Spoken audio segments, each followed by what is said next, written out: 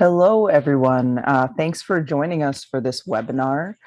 We're joined by the Family Navigation Project folks from Sunnybrook Hospital. We're joined by Sugi Kodiswaran, Dr. Anthony Levitt, and Dr. Rula Markoulakis.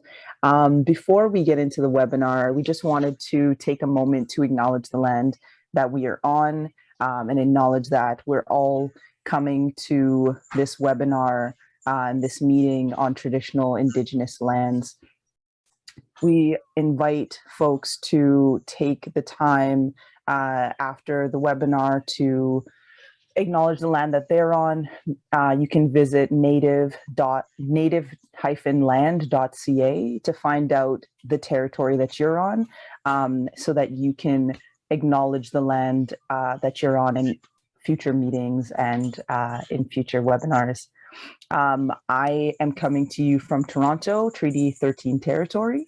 And if you are aware of where you're at, please feel free to acknowledge that as well. I just want to turn it over to the Family Navigation Project folks. And please enjoy. This is going to be a great one. Awesome. Thanks, Taylor. We are super excited to present here today, especially to an audience that is equally as passionate about student health and wellness with respect to mental health for our post-secondary population. My name is Sugi Kodiswaran. I'm the executive director of a navigation program called the Family Navigation Project. As Taylor said, based out of Sunnybrook Health Sciences Center. We serve youth and their families across the Greater Toronto area. I'm joined by Dr. Anthony Levitt, who is medical director and founder of the program. And he's also a psychiatrist and chief of brain sciences at Sunnybrook.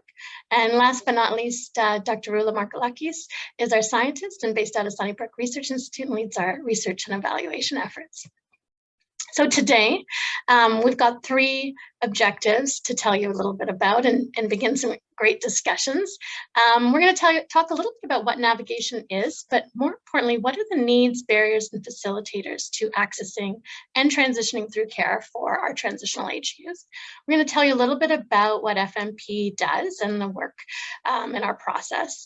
And to really highlight how it all works, Dr. Levitt is going to finish off by sharing a few case studies, specifically for clients that come from the post-secondary population. So I hope that works. We also want this to not be just, you listening to us. We're going to throw in a little bit of audience participation, so I hope that's okay. So just to start, I don't think the first stat will be a surprise to anyone within this audience. As we all know, or many of us know, 1 in 5 children and youth will struggle with a mental health challenge. 70% of that onset often happens in adolescence. But what a lot of people don't know is that 5 out of 6 of these youth will not receive the appropriate treatment. So these are huge stats to really process, thinking about if you were to see those same numbers with respect to any other part of the health system. I think many people would be surprised how different mental health is. So what we're seeing obviously is huge barriers to access and transitions through the system. We're really trying to digest through this conversation in this webinar is what's happening, why, when somebody reaches out or identifies that help is needed and then they reach out, why aren't they actually getting to the care? And then transitions through is obviously another part of that. So there's a lot happening in there. It's a bit of a mystery. And we hope that through some of these conversations and sharing our research, we'll shed some light on that.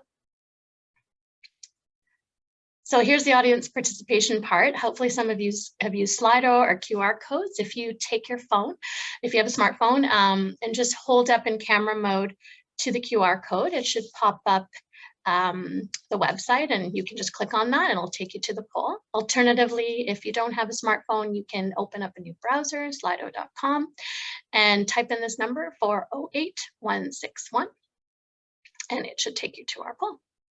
So I'll give you a few seconds to do that. In the meantime, Rula will advance the slide. So here's our first question. A little bit of trivia. In which part of the health system did navigation as a service originate? Is it the mental health and addiction system, dementia and Alzheimer's, cancer, cardiac care, or complex care needs? All right. Seeing I see the results rolling in the top right corner. That's great. People have figured out how to get online. Fantastic. So we've got cancer as the lead winner, and that actually is the correct answer. So we'll talk a bit more about that. Okay, here's another one. You guys have got the hang of this. Have you heard about navigation? Simple question. Have you heard about navigation as a service with respect to mental health and addiction? So focusing on navigation. Excellent. The numbers are increasing. Go. Looks like most of you have, which is awesome. Okay, and 20% of you haven't heard of it. That's totally cool too, because we're gonna talk about that.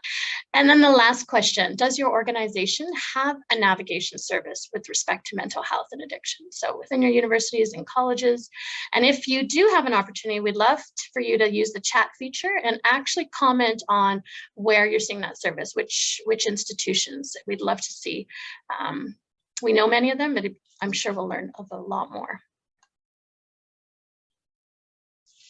Okay, so we're going to take a chance to zoom out a little bit. It sounds like most of you have heard about navigation, which is awesome. And there are a few that, quite a few that have them actually within your institution. So just for kind of a broad-based definition, a navigation is really a patient-centered healthcare service aimed at improving a patient's journey through the healthcare system.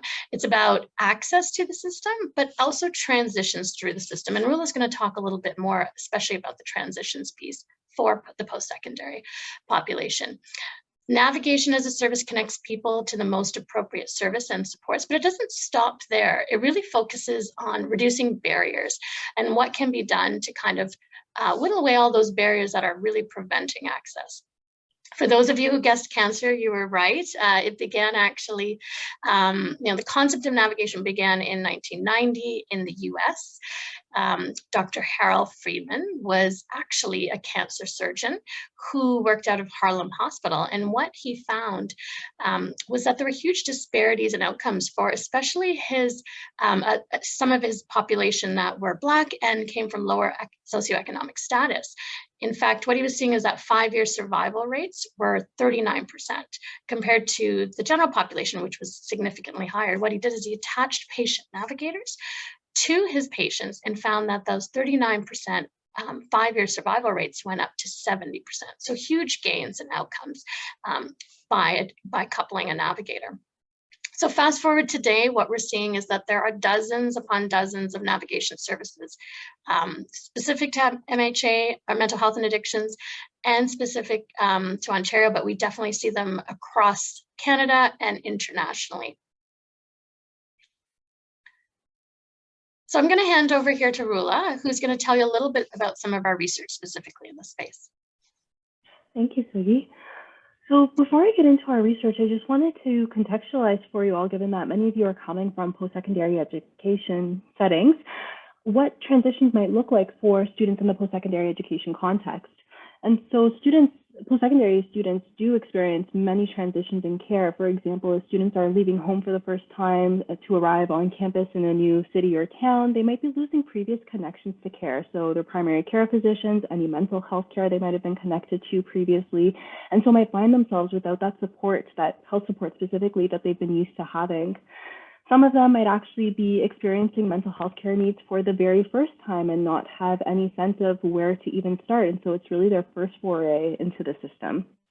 And then there might also be students who have been connected with supports in the school setting and might need to then transition to supports in the community. For example, they might have been connected with brief supports, so time-limited or session-limited counseling. If they had 6, 12, 15 sessions available to them, but are finding that's coming to an end, they might need to transition to care in the community, but might not know how to do that. Or they might be coming up on graduation, and so might realize that they are no longer going to be able to access these supports, the mental health supports that have been available to them in the school setting, and might find themselves needing to connect with care in the community for the first time. And so all of these transitions, we encourage you to kind of keep that in mind as we're making our way through some of our research findings and talking about how navigation can support these transitions.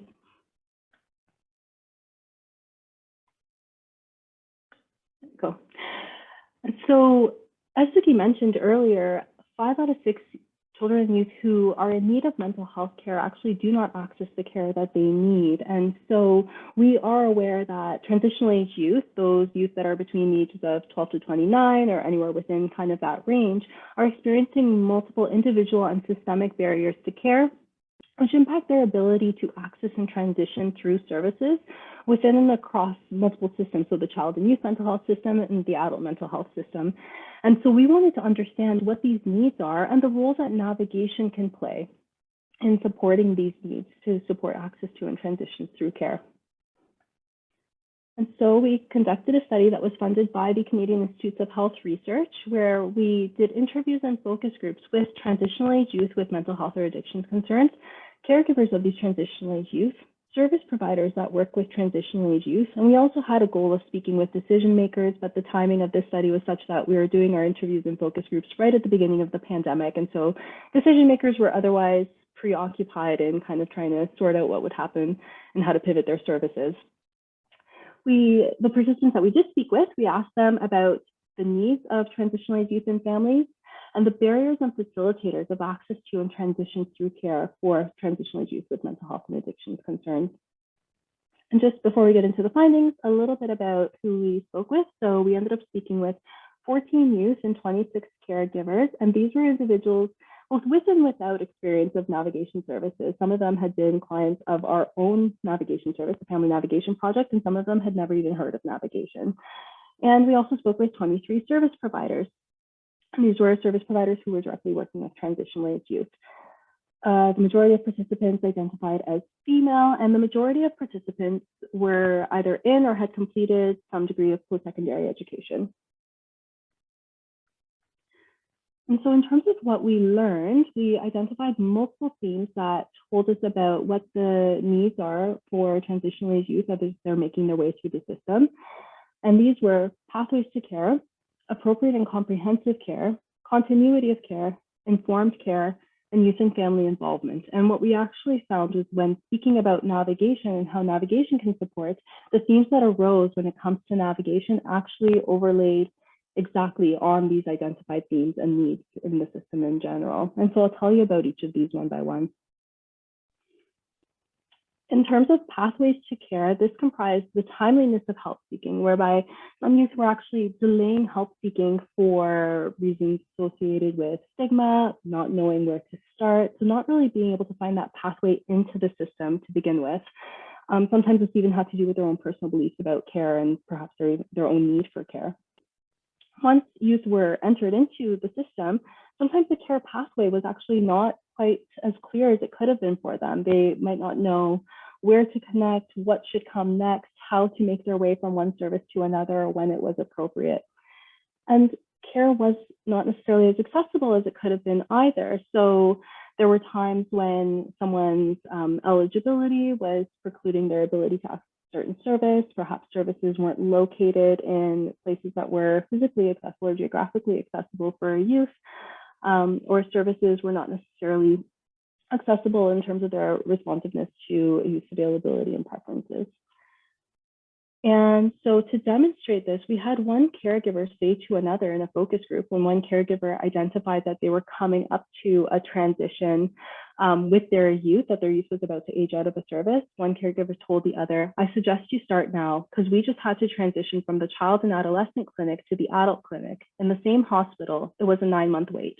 In the same hospital, one doctor referring to another doctor 2 floors down."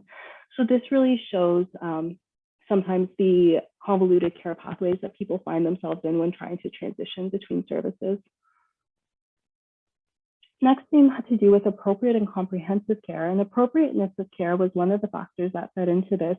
And that had to do with whether the care itself being provided was responsive to a youth's mental health care needs. Next was flexibility in care, so whether providers were able to be flexible in terms of the modalities that they offered, the ways that they offered support, and even things like being able to alter their hours of support to be able to meet youth and families' needs. Another piece of this was the skill and approach of the service provider, so whether the service provider was able to provide support in a manner that was youth-friendly and whether they had the skills to address the youth's mental health care needs specifically. Finally, comprehensiveness of support was a piece of this, and that had to do with being able to look at the youth holistically and be able to provide support that addressed the multiple contexts of their lives and the different elements of aspects that they were involved in, be it academics, work, and other personal involvements and goals. And so one quote that highlighted this was a caregiver sharing, looking at each patient more specifically and selecting the program that they thought would be best suited for them, rather than giving them like a list of 20 different places and say, go out and figure it out yourself. Because someone who is dealing with anxiety and depression doesn't have the ability to do that. They are overwhelmed already. So to take the time and sort of just go through that list and say, this would be a good fit for you. So this really highlighted for us that desire for appropriate care and knowing that care option was appropriate for a youth and family. The next piece was continuity of care. So wanting and the need for care and wanting care that was uninterrupted. So even when making a transition between one service and another, or one system and another, if you're aging out of child and moving into adult, that there wouldn't actually be time without care, so that care itself would be uninterrupted. Related to that was also continuity of support. So wanting a touch point, someone that's connected with you and following up with you throughout this transition and checking in even after the transition has occurred to ensure that that was smooth and seamless. Finally, there was a desire for a focus on transition readiness and needs rather than a focus on age-based transitions or eligibility-based transitions. So speaking to the youth about their readiness for transition and basing this on their mental health trajectory and their recovery trajectory. So we had a service provider share with us. It can look and feel like a whole different system for both the youth and for the family. And they're speaking about the child plus youth versus adult system. I think that can be daunting in itself.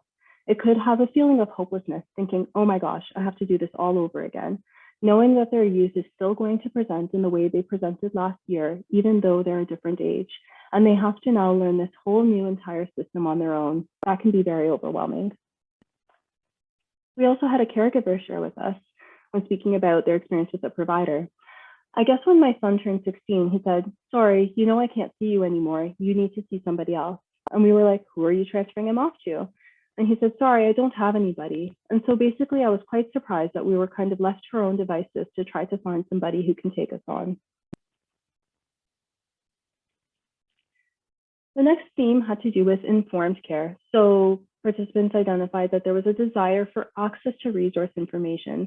People wanted information about services and what was available to them to be accessible and clear and comprehensive. So information about what services were out there, what they specialized in, and so that would be available in a way that helps people in making a choice about their care. So choice was the next piece. People wanted to understand what was available to them and choose among those options and know that the choice that they were making was what would be a good fit for them. Along with this, they were desirous of guidance in this process. So expert guidance from somebody who understands the system and could steer them in the right direction. One youth shared with us, he was seeing me when I was more lucid and he was recommending a bunch of different things. That was pretty useful, like presenting different options and not just telling me what to do and allowing my family to be there and have a family consultation kind of thing. I think that's important for the young adults. So this youth really highlighted that they wanted to understand what options were available to them and have this information and not just be pointed in a certain direction and not understand why they were being referred to a specific service or pointed toward a specific service. They wanted the information and choice among that information. That youth also actually pointed to family involvement, and family involvement was our next theme. And the ways that families were involved had to do with practical support, such as financial or even driving youth to appointments and being available in that manner, but also soft support, such as emotional support, moral support. There was also recognition now that in many cases, or in some cases, sorry, that caregiver involvement could result in caregiver strain, that this could be difficult in many instances for caregivers in trying to navigate this unfamiliar territory alongside their youth. Confidentiality was also a big piece, and that even when families wanted to be involved, they were sometimes limited in their ability to support youth because of privacy and confidentiality considerations. One caregiver shared with us, these young people are left to their own devices. And as parents, if they're over a certain age, we cannot intervene in any way. We cannot ask the doctors questions. You can ask, but they're not permitted legally to respond unless our child gives them permission. So as a parent, this has been probably the most, I meant to use the word frustrating, but it doesn't really capture the despair of watching your child struggle with a life-threatening illness, and there is no one to turn to and say, what can we do to help this child recover? It doesn't exist. You shared with us in terms of some practical supports that were available to them. Going through some sort of publicly funded resources, it was just much less accessible in terms of there were lots of wait lists and there weren't lots of programs. Thankfully, my family is in a position that we have some extended health coverage to cover private counseling, but then I was also in a position with my family that we were able to pay for my counseling out of pocket. Youth involvement was our next theme, and that had to do with youth readiness and willingness to participate in their care, but also ensuring that youth had a sense of independence in pursuing their care. Along with this, there was a recognized need for training specific to supporting transitional age youth and their families among system providers. One service provider told us, you need to call in yourself. You can't have your mom call in for you or anything. And there's tons of people who are socially anxious talking on the phone, and so they only text. They don't like emails because that's for old people. So if we don't have any texting service, they are not able to say, I want treatment. And if they're not willing to leave a voicemail or have a phone call conversation, that's it. We can't connect them. So that's a huge barrier. So there was recognition there that eligibility criteria sometimes ran up against youth readiness and willingness and ability to participate in care. One caregiver shared with us, I'm mindful of the fact that it could all come crashing down if, I don't know, she stops taking her meds or if something happens. It only takes one event, I failed a course and that's it. And she goes off the rails, stops taking her meds, won't go talk to someone, and then we're back to where we started from. This really, again, highlighted the importance of a youth being involved in their care in order for care to proceed toward recovery. Finally, as I mentioned earlier, each of the themes that arose in terms of the needs barriers and facilitators that youth and families were experiencing were really evident when participants spoke about navigation as well, and the ways that navigation can be involved in supporting youth and families.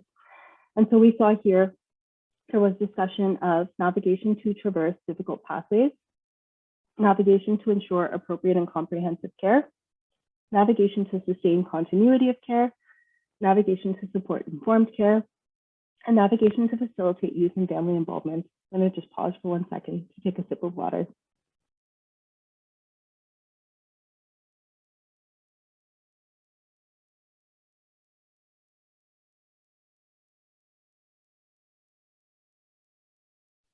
Sorry about that. So we have one quote here where a service provider is sharing with us, I think it gives youth opportunity to feel supported in making a good choice. And knowing that if that choice isn't the best one once they're in it, that they can have a different choice and they're not just going to be dropped out the door and told best of luck. One caregiver shared with us, a week is nothing compared to waiting for months and months. So you can't expect more than that. I thought it was great. I thought it was just really very supportive, very empathetic, helpful to me, validation for me. And then also just feeling like I was talking to somebody who was giving me credible advice. And so this really highlighted the importance of providing timely support. And that is something that Sugi will be sharing later in terms of how the navigation model works and ensuring that individuals have choice in their care and information, and knowing that they have continuity of care in terms of somebody that they're able to go back to if potential service isn't the right fit for them. And so we've learned a lot from this study, and in terms of our next steps, we really wanted to highlight the importance of recognizing these needs and gaps in existing care to provide more information and guidance for youth and families, to ensure that transition supports are proactive so that these conversations happen early and often, and that youth and families feel supported when they are coming up to transitions in care. And to ensure that there are warm handovers so that youth feel supported, that they are introduced to their next providers, and that these transitions happen seamlessly with support throughout. And we also learned from this study that there is a very clear role for navigation services in supporting transitional age youth and their families in making their way through the system. And so with that, I'll turn things over to Sugi to tell us a bit more about the navigation model at the Family Navigation Project. Thanks, Rilla. And, I'm seeing coming up in the chat and in the questions a lot of great examples about navigation services across a variety of settings. And I think that's really key to note. So um, I'm seeing navigation services in hospitals and emergency departments in particular. I'm seeing them in primary care settings like family health teams. One example in correctional centers, another in a community agency.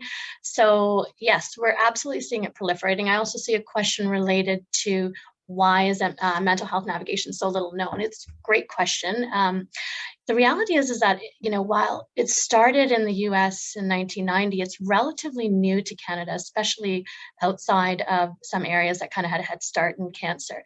So I would say that a majority of the programs that we're seeing started within the last 2 to 4 years, and probably even more closer to 2 to 3 years. So it's new. I will use that as a kind of a launching pad for us to talk about the Family Navigation Project. Our service actually started almost 10 years ago.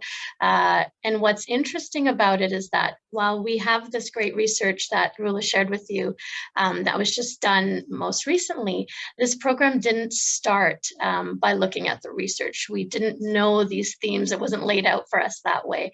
This wasn't a hospital administrator or healthcare administrator's idea. This all came about because of the voice of lived experience. So how it all started really was a group of parents who happened to meet in the waiting room of the psychiatry wing, literally, and got to talking and realized that even though they came from different backgrounds, had different diagnoses for their young person in their life, they had similar pain points. So they were feeling lost, frustrated, confused, a sense of desperation, and many of them used words like a labyrinth of a system in a black box. So it was these parents that actually came together and co-designed the the service with the family, with Dr. Levitt and kind of the folks that started this program in 2013. So to date, we've had about 8 years now of operating experience. I believe we mentioned we serve youth and families across the Greater Toronto area. And the focus is on youth aged 13 to 26, because as Rula mentioned, this was the transitional age that we're seeing a lot of gaps in those transitions. Our program is based on a blend of clinical and lived experience. Our navigators are clinically trained mental health professionals, but we balance that by the voice of lived experience. So we have staff on our team that provide that peer support to our clients who have lived experience. But we also have a very robust family advisory council and a recently started youth engagement partners that are just starting to develop. The family advisory council was there before the program even started in 2013.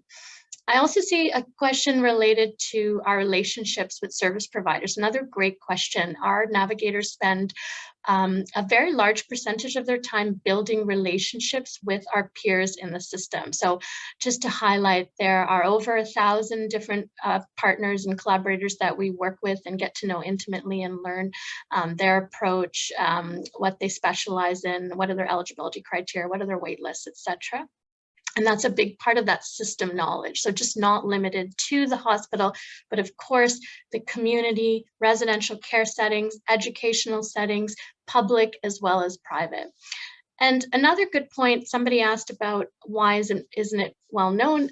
Our program is actually 100% funded by philanthropy. And I think that is a challenge, as a lot of programs aren't funded within the system, or if they are, it's kind of a single position. And so there are limitations in terms of resources and how many clients we can serve with that program. So Rula, maybe if you advance the next slide. One of the things we get asked a lot about is what's our process? What's the model? What does it look like when somebody calls our program? I wanted to start by saying our program's a relationship-based model, but very importantly, every feature of this program was designed in response to the challenges that youth system users of the system were facing. So those gaps, those pain points, it really was a design thinking approach, because you'll see that when I go through the model. So starting at intake, right off the bat, I mentioned we're an email and phone-based service. So it was a virtual service well before the pandemic hit. And that was because we recognized that there are good days and bad days when living with mental health or addiction child, or supporting somebody with such a challenge. And so they wanted it to be easy. They didn't want that to be a delay to accessing care. They also wanted it to be a fast response. Rula spoke about timeliness. We make a commitment to respond within 1 to 2 days. Very often our intake coordinator is calling people back the same day, because we recognize that it takes a lot of effort and courage to reach out, and that was an important feature in kind of meeting people when they reach out in a timely manner. The other thing is that there's no referral or no diagnosis required. Again, a low barrier approach. We didn't want you having to connect with your family doc, for example, to get a referral to our program. And that's the last piece. It's a self-referral process. So youth will call directly, or a quote unquote family member, family with a small f. We define family very broadly. Mom or dad, could be a grandparent, could be a sibling, could be a boyfriend or a girlfriend, really anyone that's an ally. So what happens after that quick intake screen is we'll couple you up with a navigator, as I mentioned, a clinically trained mental health professional. They do a needs assessment. We don't use a standardized tool. We have kind of our own approach where we follow the story of the client, and it's loosely based on a biopsychosocial approach, understanding what's happening with the youth, but also kind of stepping back and recognizing that if there's family involved, we also look at what's happening within the broader family system. We then take that case, every case goes to something called team review, which is a multidisciplinary team setting.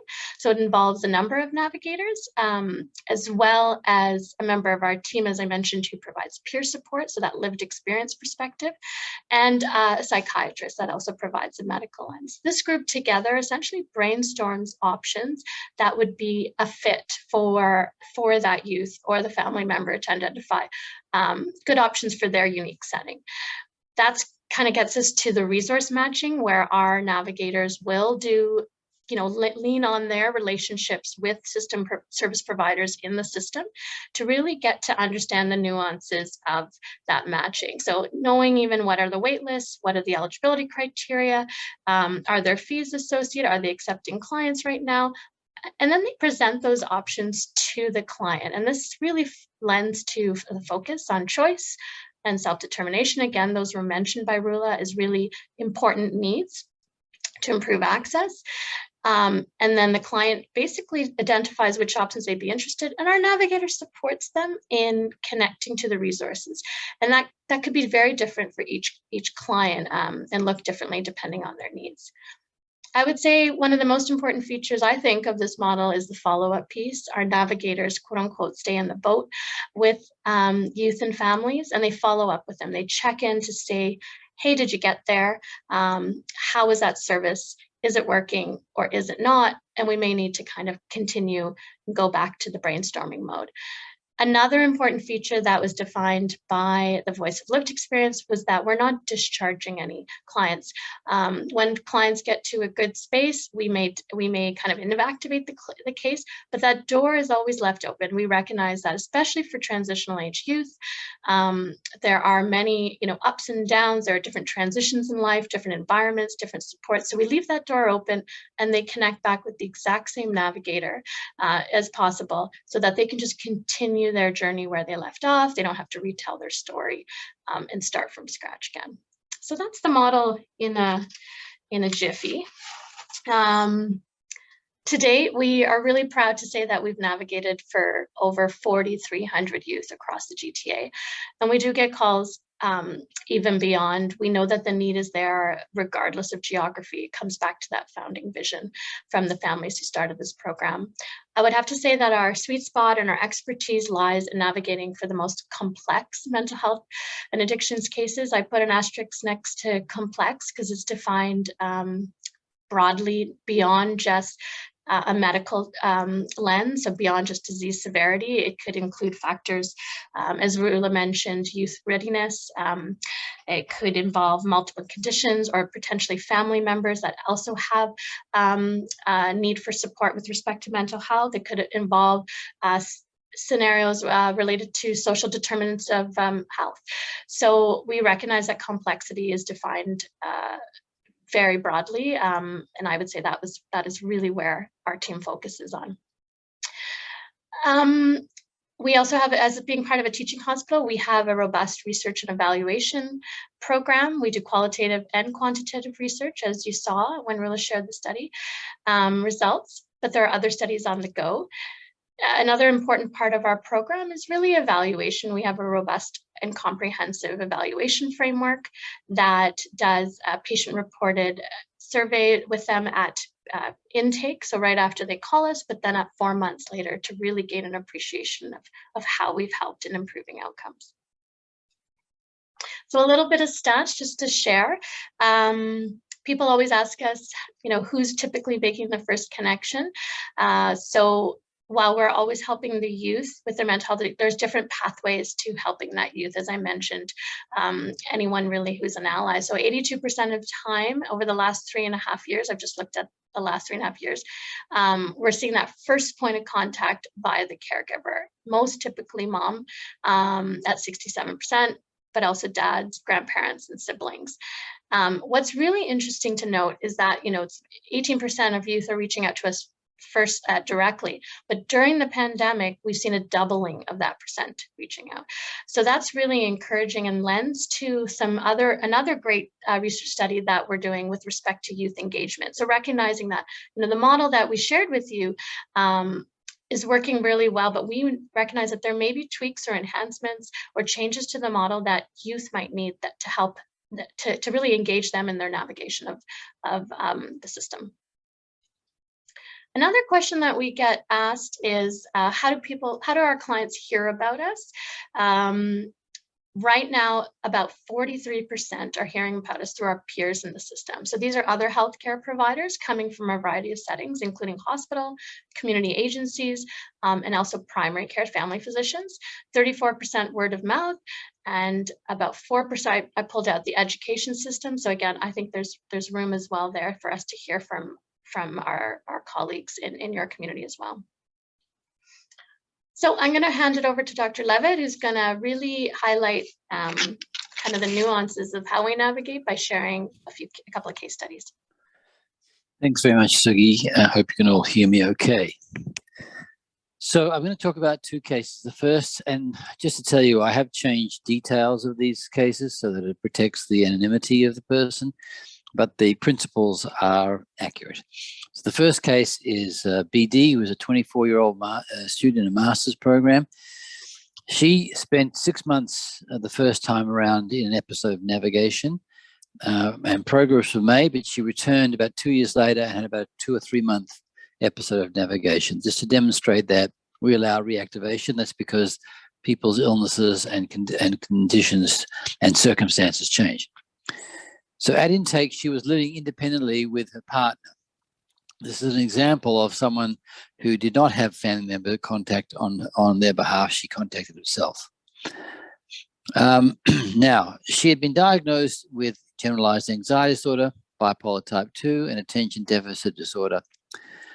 But more recently had been struggling with intense mood changes, and in fact, changing dramatically from elation and a mood high to depression even within the same day.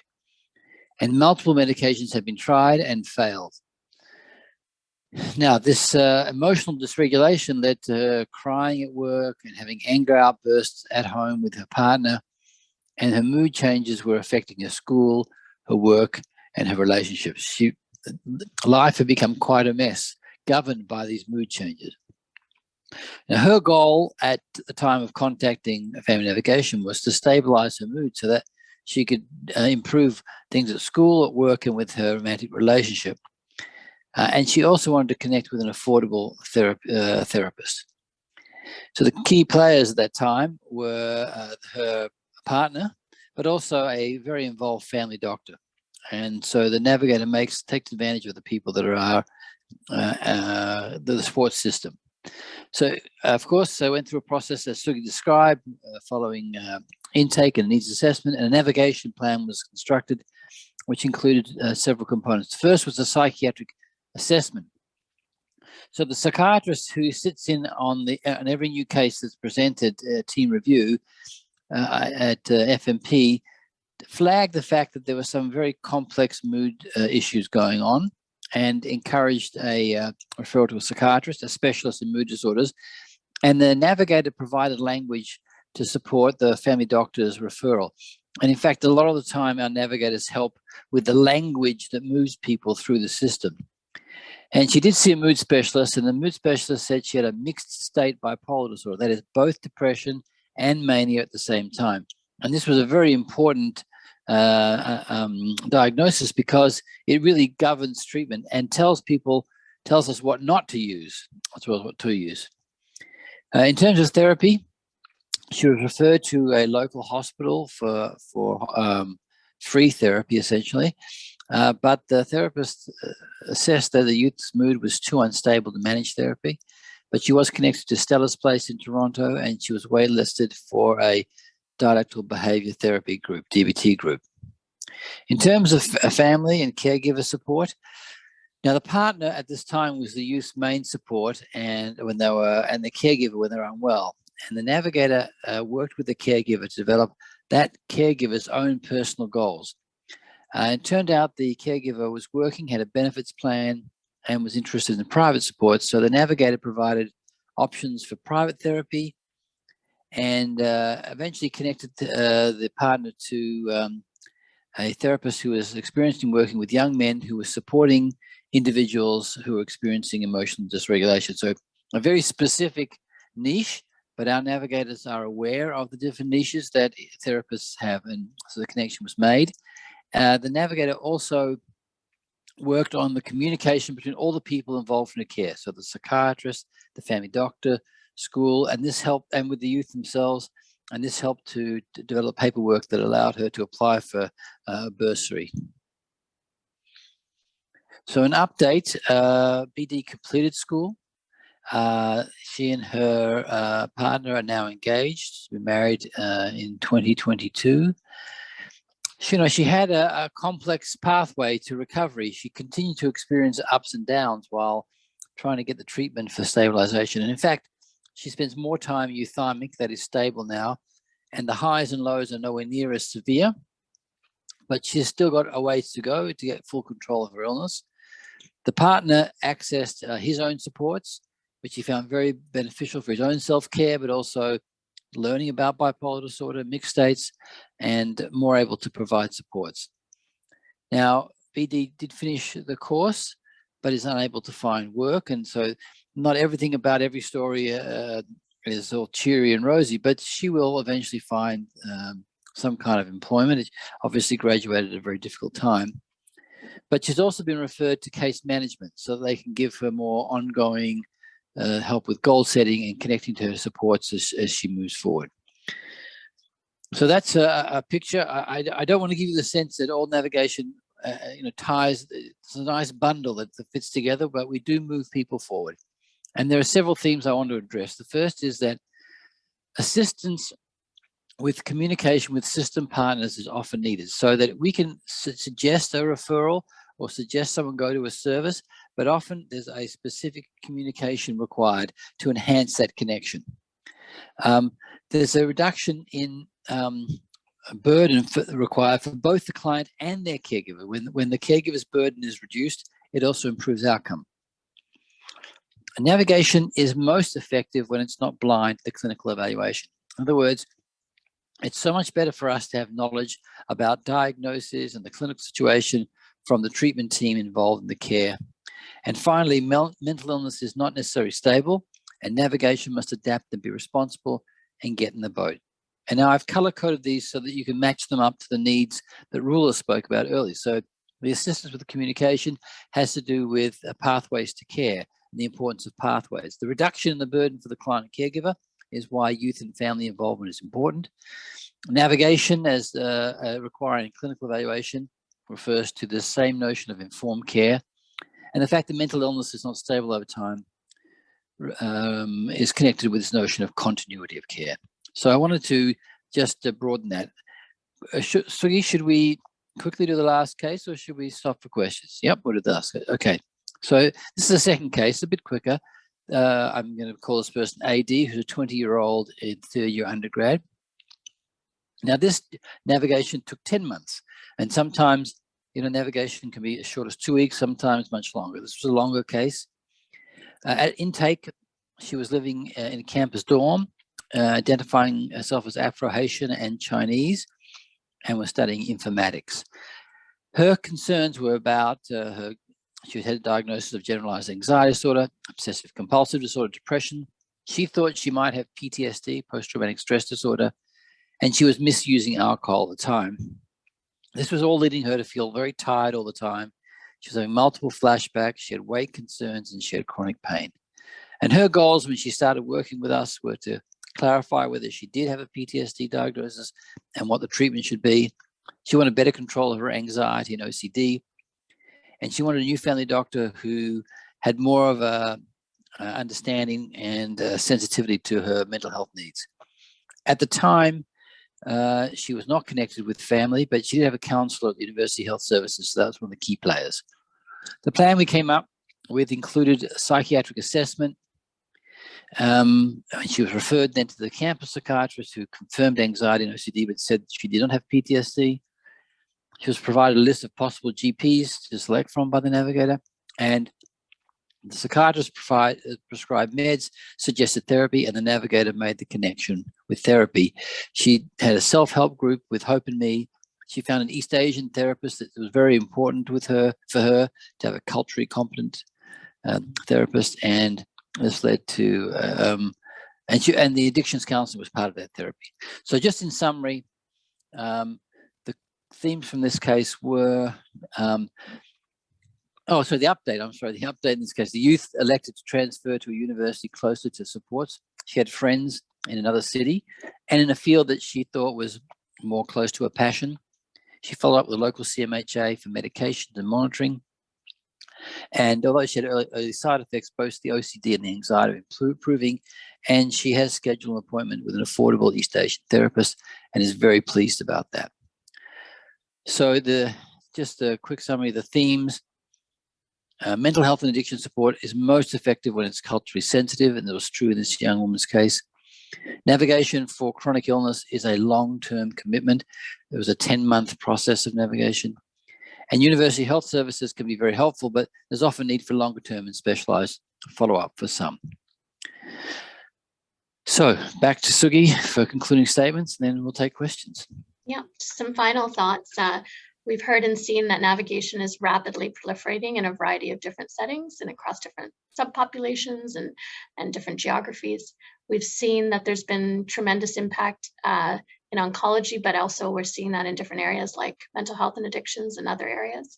We know that it can reduce significant health disparities amongst subpopulations and help improve overall outcomes. What's really exciting is that navigation is not seen as a band-aid to a broken system anymore, but rather an essential part of a healthy system. One example, if you've been following the work with Ontario health teams and the transformation of the healthcare system, is that the government has actually named navigation as a core element of what OHTs are expected to deliver on. So that's really exciting. What's really next for us is looking forward to conversations to really ensure that our work as various navigation services pop up is integrated, and that we're not further fragmenting the help-seeking community. So I really encourage you to collaborate, reach out to us.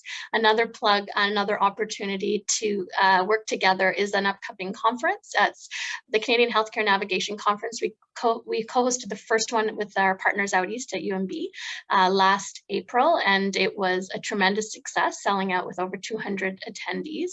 And we're doing it again. So April 21 to 22 of next year, it's a virtual format. We encourage you to attend, register. There's also a call for abstracts right now. So if you are interested in navigation, are doing navigation, please consider submitting an abstract. And so I know we've just got a few minutes left, so we'd love to answer any additional questions that have popped up that we haven't yet answered. Excellent. Thank you so much to the whole team for that fantastic presentation. I'm sure that the people here who are joined with us have learned quite a bit. We do have at least one question that I've seen. Just a reminder to folks, you can submit your questions at the bottom of the screen using the Q&A function. Before I go about answering the first question that we have, though, I just want to mention to everybody that the team has graciously agreed to provide us with their slides. So what we're going to try and do is upload those onto our website at the same place where you can find the recording of this session. I'm going to be posting the link to that in the chat in just a moment. So with that said, let's move on to one of our questions. So this question is from from our chat section here. Has there been a consideration of adding other navigators in the province to look at data and strengthen navigators' knowledge and relationships? Great question. We have, I've been with the program for 3.5 years, and I've seen a huge shift in navigation over the last little while. We've had reach outs from folks all around the province, regardless of geography. So when we first started, I think Dr. Levitt, correct me if wrong, they didn't know this was really, a trial. It was really to see if this would work. They didn't know if it was limited to an urban setting like Toronto, where, relatively speaking, we have a lot of resources, and that's part of the challenge. Would it be the same in a remote rural location, in Northern Ontario or in a smaller town?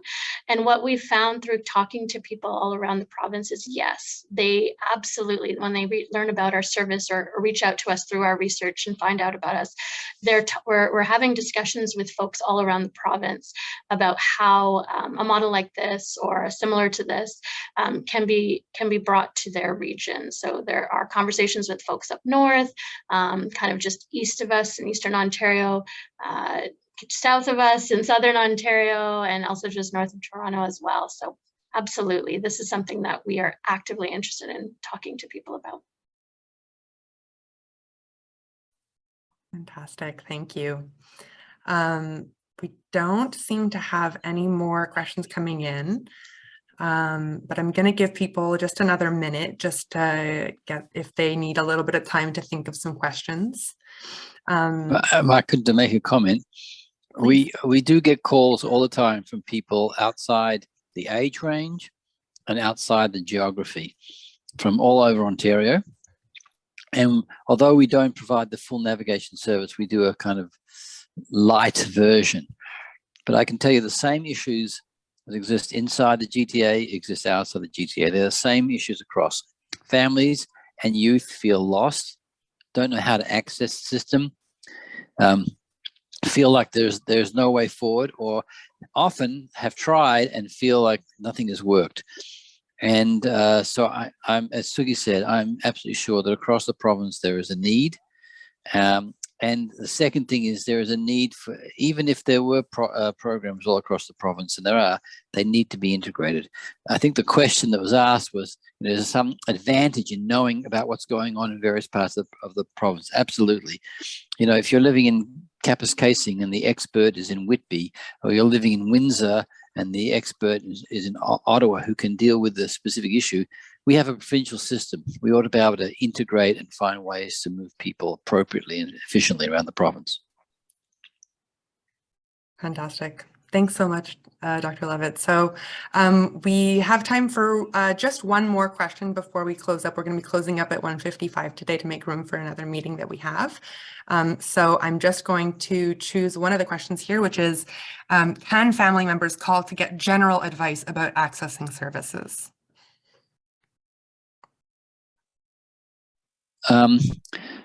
I think that there are ways to get that general advice in the system already, and that would probably not be the best use of resources. However, having said that, once people are connected with our program and we're actively navigating, we get all sorts of questions about advice and guidance about the system, and our navigators have their finger on the pulse of the system in a way that's probably unprecedented. I navigated for many years in my own office as a clinical psychiatrist, but I could not keep my finger on the pulse of the ever-changing system. Our navigators do that full time. And so, yes, they do provide advice and guidance, but that would not be the best use of the service just for general advice. Great. Thank you so much, Dr. Levitt, for answering that question. All right, so that brings us just about to the end. So what I'm going to say is any other questions, if the folks are open in the team to getting reached out to, that would be fantastic. Great, so you can go ahead and reach out to the team if you have any other questions left over.